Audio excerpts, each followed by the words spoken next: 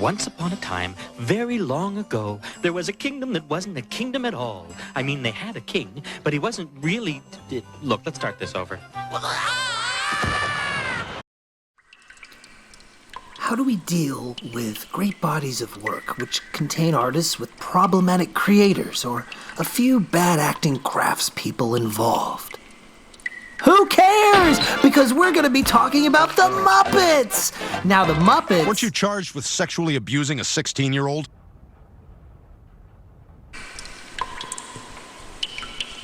Shut up, Family Guy clip.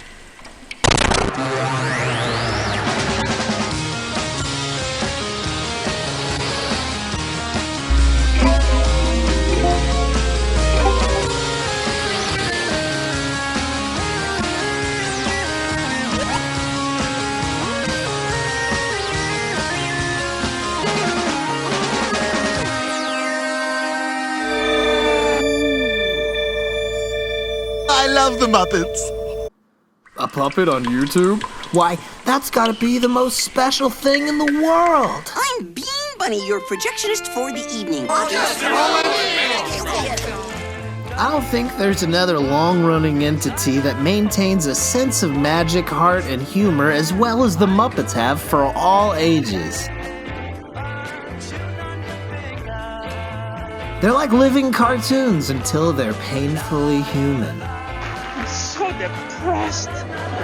That's why I'm surprised when my enthusiasm is met with lulled silence amongst my dorky peers when I cite Jim Henson's work. It's especially odd considering how much religious devotion to another IP, which is almost a third Muppet at any given time, is given. All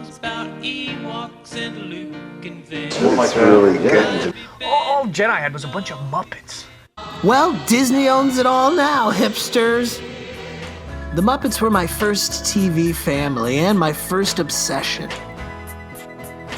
Anytime in school when we were required to talk about a hero, I would always pick Jim Henson, and then get made fun of. You like Muppet Babies! Good one, funny! So what? The Muppets are cool. Swedish Chef is kind of cool, but Miss Piggy's lame. Professor Honeydew is hysterical. Those yarn balls can sit and spin, cause I'll totally throw down on some Muppet Babies. Like he's a little kid. How adorable. Here's some footage you can't unsee. Calm down, Gonzo. Let Piggy tell us whatever she wants. All right now, everyone. I'm going to tell you a story. Story! I hope there's a chicken in it. What the hell am I looking at? They're babies! Hold your cape on. I'm telling jokes to my agent. Ready for this one, Bernie? Baby versions of these classic characters abuse their fair use every episode, so they've mostly been regulated to YouTube reruns, which is a shame, because there were some solid bits of tomfoolery. Fuzzy, what are you doing? Running away, Nanny. You don't have to run away, Fuzzy. Oh, okay. Now what are you doing? I'm running back home. Nanny was the ultimate non-Muppet. She was all gams. Hello, Nanny. I gave the beaver a hot bath. It was a little worse for wear. Got me some slack, Jack. We're trying to design a show that really encourages kids to use their imagination. One memorable outing saw the babies playing in the dark. They used a light pen and then helped ease Beaker's nyctophobia with easily the series' best number. And you will be happy as a if you just remember this remark. Good things happen in the dark. Good things happen in the dark. It's true. And who doesn't remember those Muppet Baby Happy Meal toys? One different toy each week. These are from McDonald's and Happy Meal. Those aren't the toys I remember. Boo. No. Boo. Boo. Cut to 2018. Move over, God. Prepare for rebirth. The babies have been onboarded into CG form. This is no surprise, having survived a failed spin-off called Muppets Babies and Monsters earlier, whose production was so late, They just aired more Muppet Babies and nobody complained. And the scamps would go on to warn children about the danger of fun on drugs. Your end shall be my beginning. Then you've got to take drugs just to feel normal! Oh, bye-bye! But why talk about this? Let's start at the beginning. Well, you're right, exactly. It was the McCarthy era. It turns out Gumby and Pokey were in bed with the Chinese. Early television was full of cowtown puppet shows and fourth-wall-breaking wise guys who would play with the new medium and lip-sync to records. They whisper all over town. Boom, out of this, we get Sam and Friends. When she's happy, how she smiles. You see teeth for miles and miles, and tonsils, and spare ribs, and things too fierce to mention. Sort of Charles Addams play-along, these bizarre sketches led to commercial work and infamous appearances on The Ed Sullivan Show, and Rolf, a regular on The Jimmy Dean Show. Notice, Mucon, you just don't seem to like the idea of a woman president. We've had presidents with diplomacy, presidents with dignity. Who needs a president with dishpan hands? Jim's work was insane. There's a reason Tony Clifton would go on to appear on a later Muppet special. The Muppets were unique and fresh enough that eventually Jim would get the call for a permanent showcase for them on TV.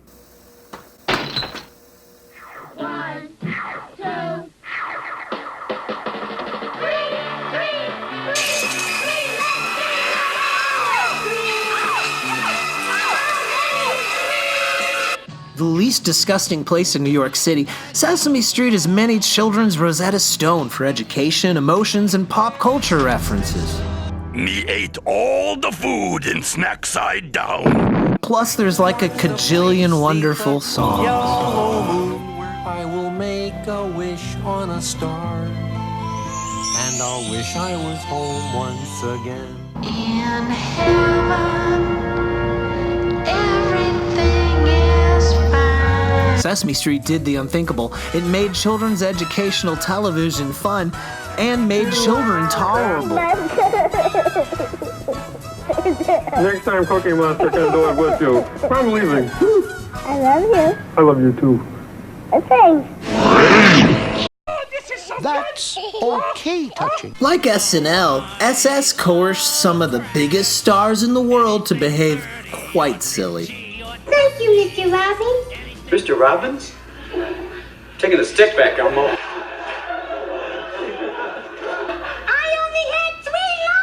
Sir, for $1, would you have sex with Paul Rudd? Look at his eyes. Okay, he's cute, okay. Okay, there you go. Here, take $1. Let's go.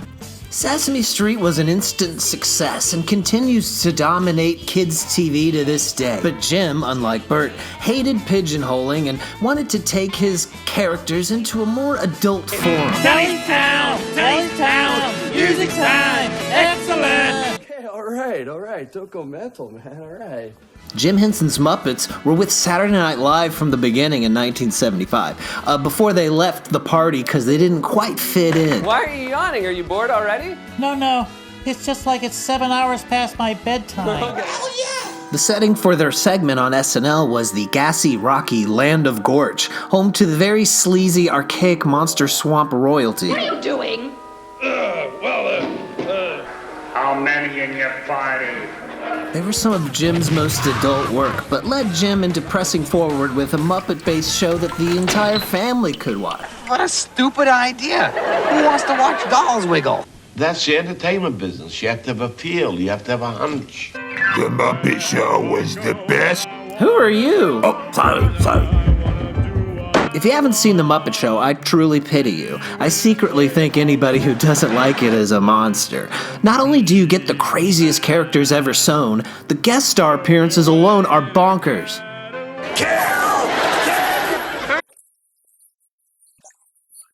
Okay, hey, listen, guys. How many times have I told you never eat the guest star at the beginning of the show? Fever was an extremely difficult and complicated piece to do. I kept breaking up. There were a few takes when I'm like this, and he said, no, that won't do. We have to do it again. And he says, oh, not my kind of woman. This evening, I will perform a feat of lunatic daring. There's so many funny personas, but I have particular affinity towards the Great Gonzo, an unidentifiable thing turned danger artist with zero fan base. He's into performances too, and performance art, and doing things painful. that are dangerous, Painful and cultural. Painful. Yeah.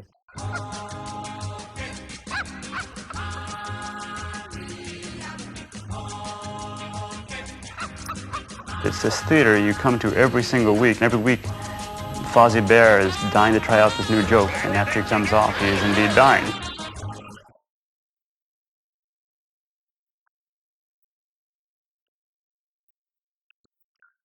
I've also always loved Floyd Pepper, the burnout good old boy bassist for the Electric Mayhem. I feel like I've known a few Floyd Peppers.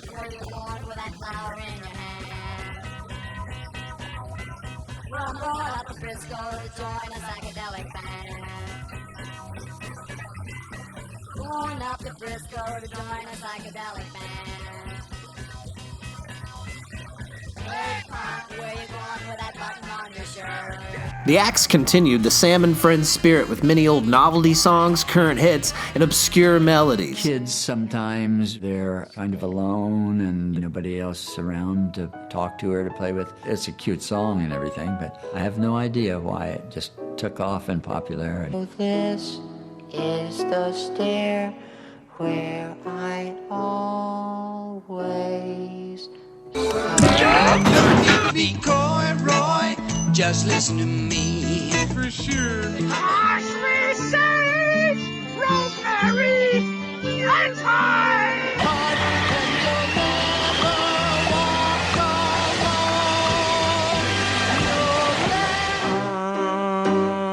I am so happy. A man came to our house to sell us some brooms. So we asked her to come in, and we gave her some poison lemonade, and we sealed him up inside the basement wall. But you're always welcome in our house. But you and me ain't no movie stars. What we are is what we are. It's not easy being green. The combination of musical comedy and weird characters makes this series a fun amalgamation of Monty Python's Flying Circus featuring the Grateful Dead on one of those old Looney Tune animal actor stages. Yes, I get by with a little help from my friend.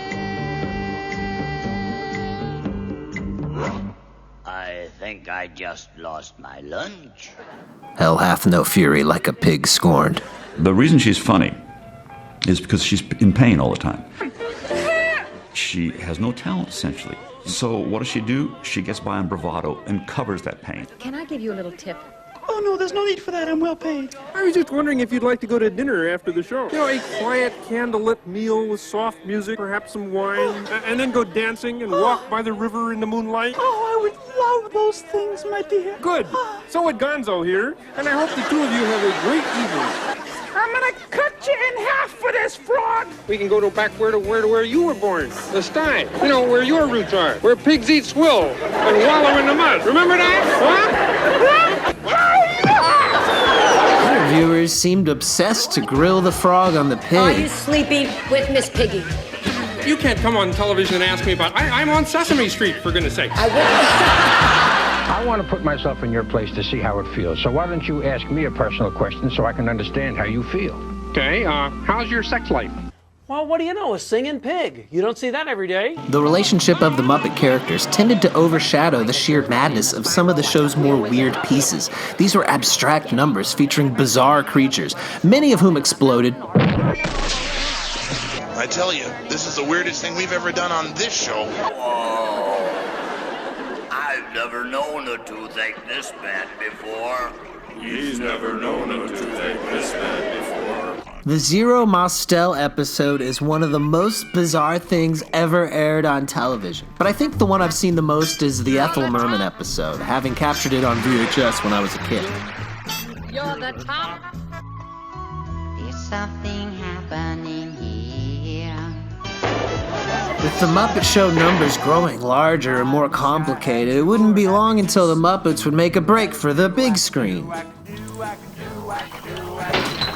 put out my hand and I says, shook Jim's hand. I says, you've got a deal for Muppet movies. In the summer of '79, Muppet fans would get to see Kermit perform something they'd never seen before. Hey, look at him. Rad.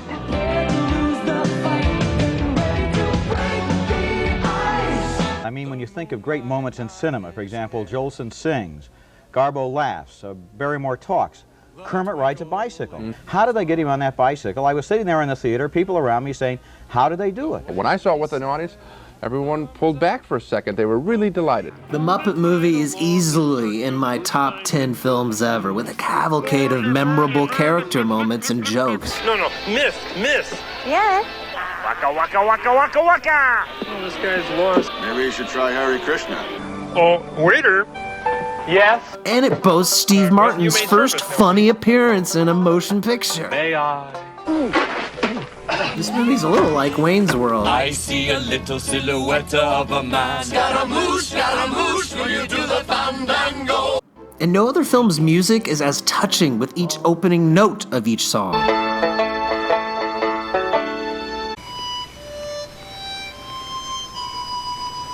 There's not a word yet for old friends who've just met. You said rapport. I can't help it, the ending always reduces me to tears. Here Roger Ebert is talking about Paul Thomas Anderson's Magnolia, but I feel like the unappreciated Muppet Movie finale shares a real similar sentiment. But it hurtles ahead through fears and dreams, and then, toward the end, there's a scene of transcendent wonder. A scene so unexpected and arbitrary and inexplicable that it pulls the rug out from under our traditional ideas of narrative and shows that the best laid plans of frogs and men go off the string. Life's like a movie, write your own ending. Jim doubled the spokes and followed up with the Great Muppet Caper. Look, Ma, no brains. A hell's-a-poppin' parody of musicals and heist films that leaves the fourth wall obliterated. Look, Dad, there's a bear. No, Christine, that's a frog. Bears wear hats. It also functions as a tribute to Britain with this mind-blowing and dull Fawlty Towers reunion. What is it, Nevin? Pig. Light me off the outside of the house. Yes, couldn't we run? Tell me my dad is gonna punish me.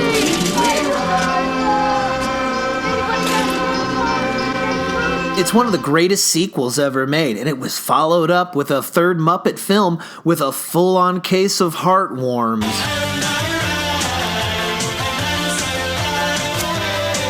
I've seen Follow That Bird way more times than probably intended, and it still impresses me with its humor and character moments. Oh, my bottle cap collection! You get to see the Count's car in the music. Sing it. Ain't no mountain you can't climb. That's right. Like the Muppet Movie, Follow That Bird contains many melancholic scenes of self-reflective soul-searching. Night. I should be happy here. What's wrong with me? Things get so sad, even Joe Flaherty's losing it. But fear not, the ending lands with the same themes of diversity that Sesame Street has been laying the groundwork for since its '69 debut. We've got people and cows. We've got Bert and Ernie, and there's dogs and kids, and there's honkers. We've got monsters. We've even got grouches. Oh, keep us out of this. They are nothing but thugs and criminals and predators and losers. Tonight.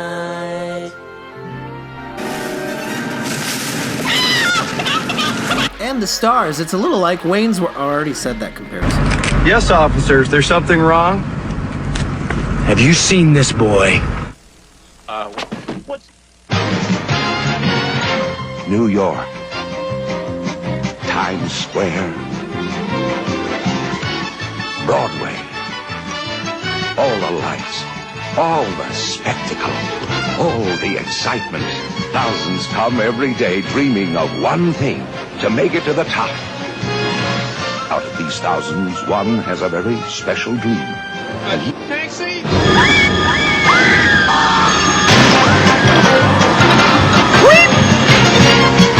The Muppets Take Manhattan. Is everybody here? Now, I love Muppets Take Manhattan, but even as a kid, I could never really put it into context. Is this some sort of alternate timeline? Also, Tremy and moi have a very important scene together. Probably the most important scene a pig and a frog have ever had in any movie. That kind of nitpickery dissipates with the usual Muppet blend of charm, music, and special effect wizardry. Not only is there an insane Joan Rivers cameo, it may feature Rolf the dog's finest scene in any Muppet film. Write it down. Dog gets quiche to eat. Okay, well, comes along, there's gonna bony, won't it? Little pinky booter. Hey, you got a squishy bottom. Who wrote this? Down at Fraggle Rock. Down at Fraggle Rock. I love Fraggle Rock. So you've decided to steal cable. They're here. Dial this number now and I'll tell you Freddy's favorite bedtime story. Jim's next show was an effort to create world unity through different magical creature perspectives. Fraggle Rock might have been the first Muppet series I ever saw, and may be the most important. Through a hole in the wall of a shop of an eccentric inventor with a dog companion, there's a series of tunnels that lead to Fraggle Rock, a dark, mystical cavern home primarily to the meerkat-sized, party-centric Fraggles and the palm-sized worker ant-like Doozers. They all try to get by and obsess over our world, aka outer space, which Gobo Fraggle's Uncle Traveling Matt has recently begun exploring. On the opposite side of the rock is another tunnel which leads to an alternate universe inhabited by gigantic and bovine gorgs, who may not realize that they're the lone survivors of a species that has long gone extinct, and whose trash has gained sentience and rat worshippers. Mysterious places and frightening beings sometimes appear in Fraggle Rock, and we focus on how certain characters deal with specific situations. One time, this amorphous blob rolls in and begins eating Doozers alive, causing headstrong Cotterpin Doozer to approach a Fraggle for help, who see the Doozers as lower status life forms. It's a Doozer, but why is it talking to me? I'm Cotterpin. Oh, don't tell me it has a name. Have you seen Drillbit around here? Well, how am I supposed to know? You Doozers all look alike anyway. That's racist! You're just a Doozer. What do you know?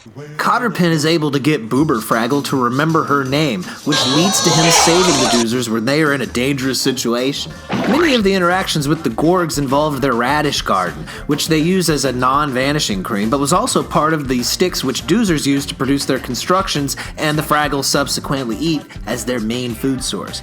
Once, sensing that the three species were missing that which connects them, the trash heap magically took the radishes away, mostly causing the myopic groups to just focus on their own problems and cry. Why don't you try some corn? I don't like corn. See, I have a problem with textures. The amount of special effects invented to produce the fuzzy monsters of Fraggle Rock would parallel the work being done inside the Jim Henson Creature Shop. Hello, Bernie? Yeah, listen, sweetie, I just wanted to let you know that the Henson gig is history. Of course, the Dark Crystal and Labyrinth should be mentioned, as well as the other dozens of other things the shop has brought to life, but this video is more about the Muppety side of things, and since Defunctland has hogged all of the best clips, we can move right along with this bit of obscurity. Do a barrel roll. In 1989, Jim had been working on several new projects, each involving virtual sets and a more sardonic 90s attitude, with strange new creatures. They kind of split the difference, and we ended up getting the Jim Henson Hour.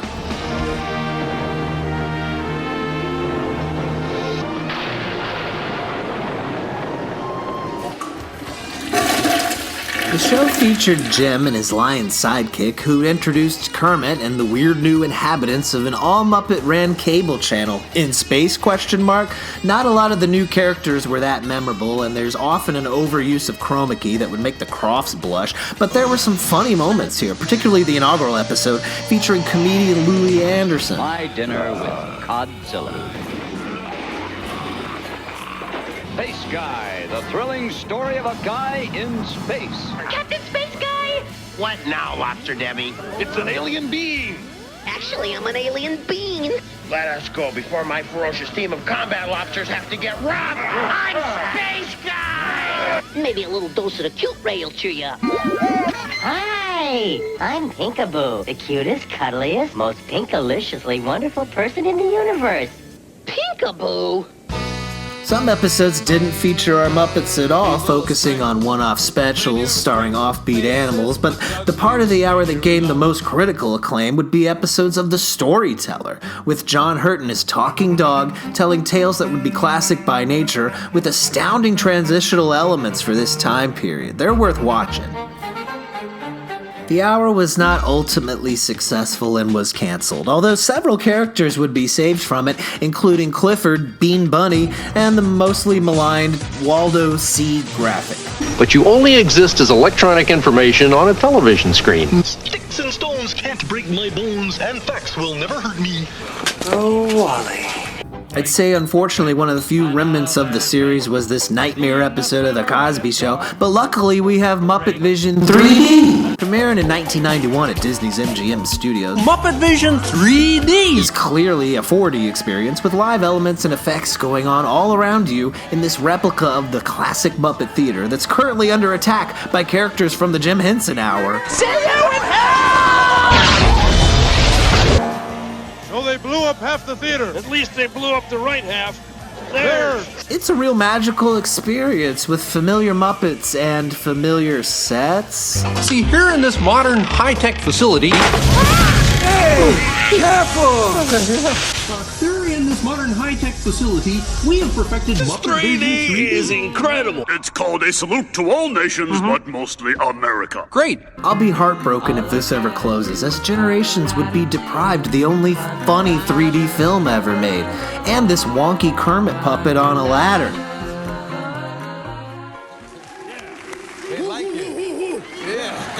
On May 4th, 1990, on Arsenio Hall's show, Jim and Kermit made their final appearance with the Dog Pound and on TV itself. How are you?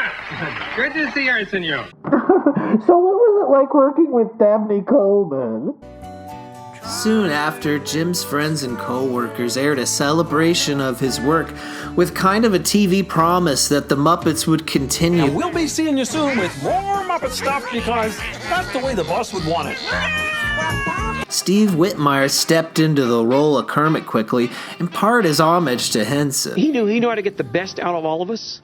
He certainly, I could say he raised me to new heights. A sale to Disney was retrofitted to a deal with Disney, and they followed through with what was many people's first Muppet film, A Muppet Christmas Carol, which admittedly is the last Muppet film I tend to put on. I totally admire and respect AMCC, but for my money, when I go to a Muppet movie, I expect the majority of my time to be spent on Muppets, not passable guest Scrooges, Michael Bod Crane here, but it is a lot of fun. It's good to be heckling again. It's good to be doing anything again. Let me remind you that two people are dead. Oh. This is a fan video. You see, actually, Ma wanted to be Scrooge. Mrs. Cratchit is a dowdy type of woman, but fortunately as an actress, Ma has to play all kinds of roles. Professional. Yes, professional. Did you fancy? There's two S's in profession. That kind of what? Keep your hands to yourself, Miss Peggy, if you don't mind. Most people like that. I thought that we really ought to get something that was rather like your complexion. I mean, it's obvious, I know. Is it too obvious? Peaches? Yeah, I know, I'm thinking. Is it the shape you're not happy with? No, it's not that I'm not happy. Are those things on my face? Is this thing ever going to stop? This shot alone is amazing, and there's a lot of great songs and moments, but it can't pull my Yuletide attention away from Emmett Otter's Jug Band Christmas, the earnestest and most homadiestest production I think Jim ever made. Look at the birds up in the trees. There's a galaxy of heartwarming Muppet Christmases out there with varied degrees of holiday refreshment, but this film helped usher the crew into the 90s, and they continued with another adaptation of a literary classic. Whatever. I've got cabin fever or rat fever. Muppet Treasure Island continues the transformations of published masterworks into a high-C hootenanny that amps up the Muppetosity from the last flick. Here, the various comedic moments and songs are amplified by strong central human casting, that of Captain Tim Curry, who almost outshines our felt friends. Talking parrots. What an imagination. Curry does such a great job. I wouldn't be surprised that they use this scene during a memorial if Tim ever decides to die. You're honest and brave and true. You didn't learn that from me. Will you be my mommy? Oh, Jim!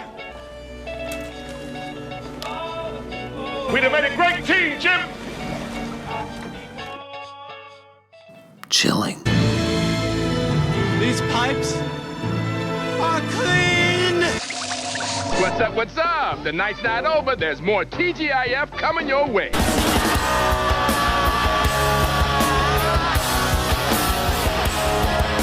No love for Muppets Tonight? It's certainly aged better than the Jim Henson Hour, with many likable character additions such as Bobo, Pepe, Dr. Van Neuter, Howard Tubman, and Big Mean Carl. My favorite Muppets Tonight Muppet today is schmoozy crooner Johnny Fiamma. Oh, I'm sorry. Is that my cue? Yeah, Johnny. What are you doing, Sal?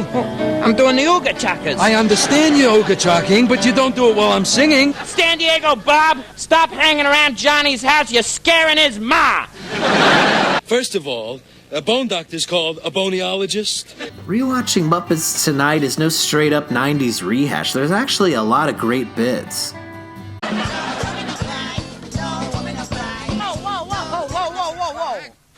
What was that supposed to be? Oh, you've got your Seinfeld all over my Muppet Babies. Well, you got your Muppet Babies all over my Seinfeld. Seinfeld babies, they make your dreams come true. Tonight is probably best remembered for its Prince appearance, with the Purple Superstar performing very silly sketches, silly songs, and a number with the lost ghosts of Hafner Hall. Unfortunately, the show was canceled and its unaired new episodes were moved to the Disney Channel. You know, this show really improves with age. Why? Because the jokes get better? No, because my hearing... Okay, Bernie. My publicist says it's a good idea, so just tell him I'll do it. The balance between the silly and the heartfelt is a delicate one. The great Gonzo has risen from secondary character to a key main player, so it's no surprise he'd get his own movie eventually. Although some were displeased any film would clearly state Gonzo's zoology. See, you know, I'm not sure you know the difference between a movie and reality. That was a movie, but those were all actors. Those were all North Carolina people. I think time has helped From Space and its goofy tone grow in appreciation. How can anyone hate a film that finally shows the Muppets' house, but also contains several inspired bits of hilarity and violence? Is that all you got? Is that all you got? Is that all you got? No matter what obstacles we face, we never forget one of our own. Hey! We left Bunton and Beaker back at the gas station. From this point on... You got to know when to hold it. It's also home to Pepe, Johnny, and Sal's film debut. Oh, look at that! I don't believe that. Who cut this kid? Who cut this kid? That's awful they would have done. And Rizzo the Rat's actually given a decent solo side story. The guest stars are also kind of scattershot, but that's kind of hilarious too. I knew you guys were pieces of shit, but I had no idea. Wrestling legend Hollywood Hulk Hogan? Do you think the Grimsters can stand up to the Hulkster? Talk about whole grain and nuts. In 1999, Muppet fans' dreams came true, and Odyssey, the all Jim Henson channel, premiered, and by 2000 was canceled. Oh, Bernie, you have got to be kidding me! I mean, this is worse than the auto show gig. Yeah. Meanwhile, Elmo's rising star created a new generation of Sesame Street loyalists, and while purists lamented his focus, at least he got us to Grouchland. Meanwhile, our Muppet gang appeared in 2 more pretty fun Christmas specials and a really odd direct-to-DVD Muppet Movie prequel. Babies! Get over here! With the Disney merger prophecy fulfilled, the Muppets quickly delivered some Disney Channel specials and the made-for-TV movie Muppet Wizard of Oz. Fans weren't exactly thrilled by these productions, but even the worst Muppet endeavor is still the best thing on TV. But it was Disney's next move, assisted by a hot current celebrity, that would bring the fans back with new fans in tow. It's the Lady Gaga and the Muppets Holiday Spectacular! face.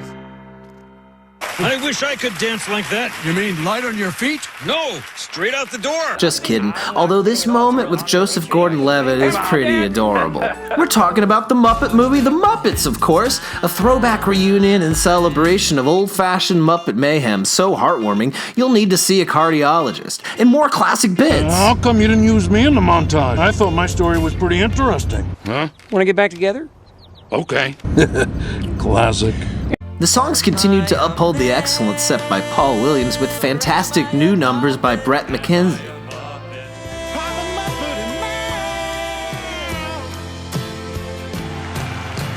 I can't get enough I can do of a that. really good Fozzie impersonation. Wow, that was a really big explosion. Piggy! That frightens me. Following the tradition of following up emotionally moving films with completely silly sequels, we got Muppets Most Wanted. A goofy, identical twin plot lays the bones for a parade of jokes to hang on. Okay, you have to go number one. No, you're the one who must go number two. You're the one who needs to go number one. We will both go together. I'm begging you. Go number one. Cannot. Not after what happened last time. Hey, partner, come on, you gotta relax. Don't force it. Get a blow out your O-ring. Look at this. This might help. Sambuca. Sambuca. Shall I put it in your hand or just leave it here? No, I think you better leave it there. We know you could drink it if you wanted it. I could jump right off this sofa. Crush the snakes under your feet. Get behind me, Satan. Now, before I go any further, we got to fund this operation. We got the very best nutraceuticals out there. After Muppets Tonight's cancellation, the Muppets struggled to find another television series to call home, with many pilots being produced based off of popular fads of the time. Fascism! Fascism! In nice times like this, I wonder what's happening in the darkest timeline. Timeline? Abed, there are no dark timelines. I have some really great news. ABC wants to put on an all-new primetime series starring the Muppets. The show's going to be all about our personal lives. I hate the 405. He's a bear. There's 3 bedrooms, a pool, and by law I have to disclose that there's a tree in the living room. Megan? Oh, is that your daughter, your wife? No, Megan. Oh, go, girl, live your truth, huh? Okay. Nobody wants that to happen. Cut to interviews? That is just a totally overused device to make easy jokes. I love it. Great device. I said I want an abortion! So gimmicky. 2015's The Muppets vied to be in the vein of Larry Sanders and The Office, with Piggy as the star of a fictional talk show and suffering from a breakup with Kermit the Frog.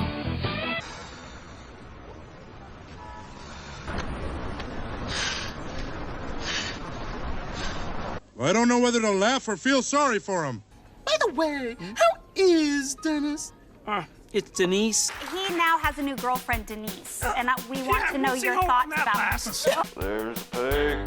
Kermit's new girlfriend, Denise, is a younger go-getter who fails to have much personality and isn't given much to do as some of the more vaguely familiar faces. I'm Chip. I'm the IT guy. I don't even know who you are. I'm Chip. I'm the IT guy. I think I was in a holiday special or something. Along with Chip, Uncle Deadly has been given a new personality, and it's fabulous! No. She thinks she can speak Spanish now. It's a nightmare. A nightmare! Mostly the 2015 Muppets suffered from over-mockumentarification, and although an episode focused on Gonzo and his intimate history ironically was a return to form, the series got retooled halfway through its production. In show, too. We watched it, and it's kind of talky. I'm looking for something a little more jazzy. You want me to put in a drum solo? This return to form saw funnier guest interactions and better episode plots, like when Miss Piggy suffers a wardrobe malfunction, exposing her tail for the first time, and Piggy getting over her shame to let her pigtail empower her. I'm a lady and a pig! Toward the end of the season, it looked like Kermit and Piggy would be getting back together in the show within a show, returning to something resembling the Muppet stage, but it wasn't enough for ABC. Let's put this show out of its misery. Are you thinking of going back on the road now as a comic? Oh, but I'm going to be busy. I'm going to be working. Mm-hmm. Got my big hit show. No. Yeah. I will not stand for this. Well, you can sit, but it's going to happen. People are monsters. So now we're in the Muppets of my adulthood, and they continue making memorable appearances. Sesame Street survived its move to HBO, and we even got a new Elmo performer in Ryan Dillon.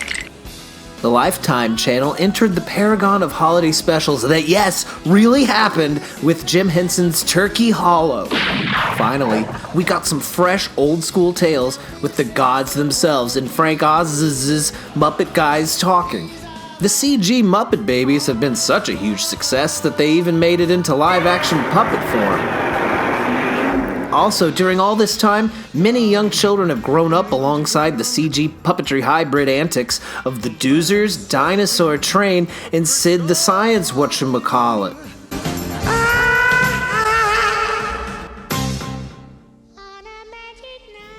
There was also the Happy Land Murders. Whoa, that's weird. Deja vu. Which I actually very much looked forward to seeing, but it wasn't really even a sleeper hit. Oh, sorry about your dead human friend, Phillips. That is good shit. Noids do not have sex with doodles. It's the oldest law in Cool World. As a radical Muppet purist, I totally blame the non-success of Happy Land on the humans. It is time to put the humans to death. They're all talented comedians wasted in roles that should have gone to dramatic action mystery veterans a la The Naked Gun. But if I can cite Brian Henson, the same director of Christmas Carol, and his take on human casting in the Muppet world... Michael, right from the beginning, said, I'm going to play the movie like I'm acting opposite the Royal Shakespeare Company. And it takes a really good comedian to understand that if they play a part really dramatically, the result is going to be funny because of the circumstance. I unsewed your mother and I made a jacket out of her. Nice. What a delicate little flower you are. I mean, we have to jack off to everything.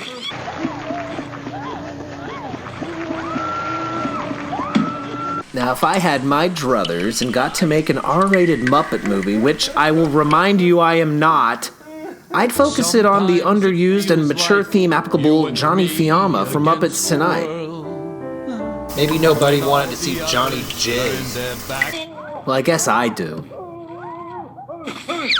The grass is always greener on the other side of the fence. Which is why I avoid the other side of the fence whenever someone's mowing the lawn. Matt Vogel has replaced Steve Whitmire as Kermit, semi-unmysteriously. Yeah, I can think of some other people I'd rather see leave the show. Who? Me! And the Muppets have taken to performing live shows in what is a long time coming for fans wanting to see the real thing. Speaking of which, The Dark Crystal returns as a series on Netflix. Thousands of years ago, I survived the quickening of the dragon. And over at old Disney Plus, rumors circulate over the Muppets' next role within the company's new app, whether it be some sort of Takes Manhattan sequel or a project involving Josh Gad. You gave him a 1? He's never been better. It's telling that in most of the Muppets' endeavors, things tend to peel back until we are back at the old vaudeville theater. It's time to raise the curtain on the Muppet Show tonight. Kermit! Oh dear! Gee, I was kind of enjoying that. We all wear blades. I think it's the format where the Muppets shine the best and hone their ability to keep entertaining audiences for decades. Their hearts are sewn to their sleeves and always leave me deeply felt.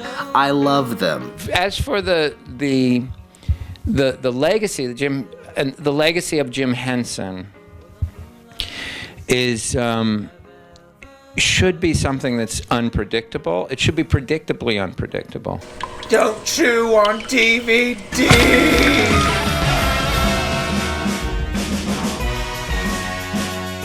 To learn more about the magical world of Jim Henson and his Muppets, the Library of Congress suggests these books. Jim Henson's Muppets Moving Right Along by Guy and Brad Gilchrist, and of Muppets and Men, The Making of the Muppet Show by Christopher Finch. These and many other interesting books are available at your local library and bookstore. They'll be happy to help you read more about it. Would you consider going with me? Quickly, we're out of time. What are you doing with that pencil? Cut! What the fuck? Excuse me. Have you ever been to Los Angeles? Dinosaurs.